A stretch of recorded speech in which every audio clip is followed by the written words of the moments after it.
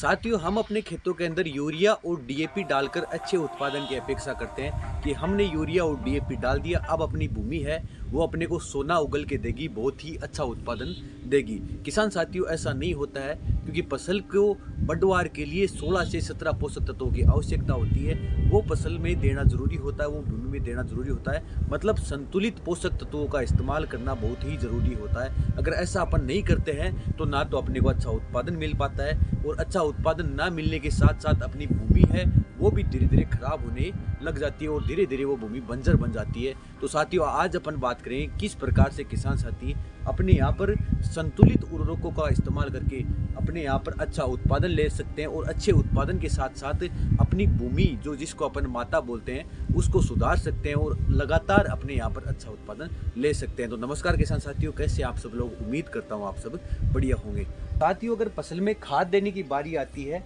तो अपन सिर्फ दो खाद याद रखते हैं कि यूरिया और डीएपी अपने को देना है। मतलब नाइट्रोजन की पूर्ति के लिए तो अपन यूरिया देंगे और फास्फोरस की पूर्ति के लिए अपन डीएपी देंगे, और बाकी जो 16 से 17 पोषक तत्व फसल को चाहिए वो अपन भूल जाते हैं। किसान साथियों, फसल की बढ़वार के लिए 3 मुख्य पोषक तत्वों की आवश्यकता होती है और उसी के साथ लगभग 12 से 13 सूक्ष्म पोषक तत्वों की आवश्यकता होती है। तो अपन उसी के बारे में बात करते हैं। जिस प्रकार से जो 3 मुख्य पोषक तत्व होते हैं उसका अनुपात होता है 4-2-1। मतलब नाइट्रोजन, फास्फोरस और पोटाश जो मुख्य पोषक तत्व होते हैं उसका अनुपात होता है 4-2-1।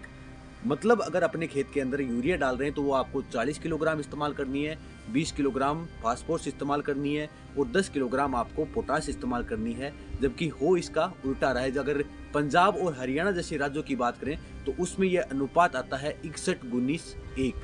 और इस प्रकार से ये असंतुलित उर्वरकों के इस्तेमाल से आपकी भूमि धीरे धीरे बंजर होने की कगार पर जा रही है, जबकि इससे अच्छा उत्पादन भी आपको नहीं मिल रहा। तो किसान साथियों, इसको आपको सुधारना होगा। मतलब आपको संतुलित उर्वरकों का इस्तेमाल अपने खेतों के अंदर अवश्य ही करना होगा, तभी जाकर आपको अच्छा उत्पादन मिल पाएगा और आपकी जो भूमि का स्वास्थ्य है, अपनी माता जो भूमि जिसको अपन माता बोलते हैं, उसका स्वास्थ्य सुधर पाएगा और ये लगातार आपको धीरे धीरे अच्छा उत्पादन देती रहेगी। परंतु अगर इसी प्रकार से अपन असंतुलित उर्वरकों का इस्तेमाल करते रहेंगे तो ये भूमि धीरे धीरे बंजर हो जाएगी और इसमें उत्पादन लेना तो दूर, आपका एक अन्न का दाना मेरे हिसाब से उग नहीं पाएगा।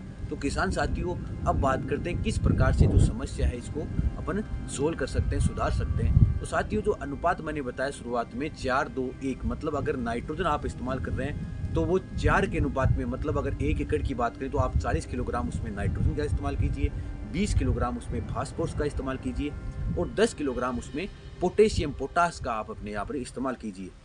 इस अनुपात में आपको अपने यहाँ पर उर्वरकों का इस्तेमाल करना है। ऐसा नहीं कि सिर्फ आप यूरिया ही डाल रहे हैं क्योंकि वो सबसे सस्ता उर्वरक होता है, आप डीएपी ही डाल रहे हैं, पोटाश आप अपने यहाँ पर महंगा होने की वजह से डाल नहीं रहे।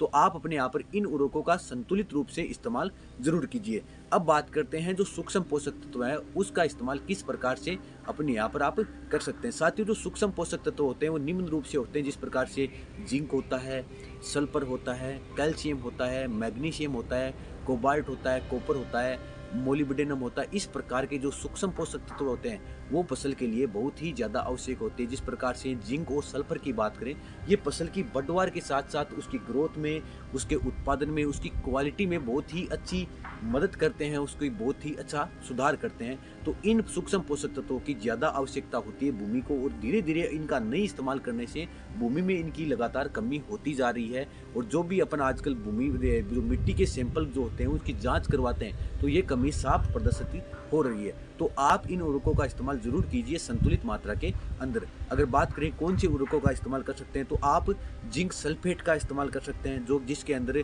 जिंक आता है 33% के अंदर और सल्फर आता है 15% के अंदर। तो आप इस उर्वरक का इस्तेमाल करने से आपको दो जो सूक्ष्म पोषक तत्व है उसकी पूर्ति अपनी फसल में हो जाएगी। और इसी के साथ अगर बाकी जो सूक्ष्म पोषक तत्व है उनकी बात करें तो आप अपने यहाँ पर भूमि में कैल्शियम नाइट्रेट का इस्तेमाल कर सकते हैं। इसी के रूप में आप अगर अपने यहाँ पर सस्ता उर्वरक आप ढूंढ रहे हैं तो कैल्शियम कार्बोनेट जो आता है उसके अंदर भी कैल्शियम की मात्रा जिसको चूना अपन बोलते हैं उसका इस्तेमाल भी अपने यहाँ पर कर सकते हैं, उससे भी कैल्शियम की पूर्ति हो जाती है। और इसी के साथ आप मैग्नीशियम सल्फेट का इस्तेमाल कर सकते हैं। और इस प्रकार के उर्वरकों के इस्तेमाल से अपनी भूमि के अंदर सूक्ष्म पोषक तत्वों की जो भी जरूरत है वो धीरे धीरे पूरी होती जाएगी, और इस प्रकार से आप अपने यहाँ पर अच्छा उत्पादन भी ले सकते हैं और भूमि का जो स्वास्थ्य है वो भी सुधार सकते हैं। और इस प्रकार की असंतुलित उर्वरकों के इस्तेमाल का जो अपनी परेशानी है, इसको समझने के लिए अपने यहाँ पर आप भूमि का परीक्षण करवाइए। जो मिट्टी परीक्षण होता है उसको आप ज़रूर करवाइए अच्छी संस्था से, ताकि आपको सही रूप से पता चल सकेगी कि अपने यहाँ पर भूमि के अंदर, मिट्टी के अंदर कौन कौन से सूक्ष्म पोषक तत्व है और कौन कौन से पोषक तत्वों की कमी है, और उन्हीं उर्वरकों का अपने यहाँ पर संतुलित रूप से आप इस्तेमाल करें। ऐसा नहीं है कि आपको यूरिया सस्ता मिल रहा है तो आप अपने यहाँ पर यूरिया ही इस्तेमाल करें, आपको डीएपी उपलब्ध हो गया तो आप डीएपी का इस्तेमाल करें। ऐसा नहीं होना चाहिए।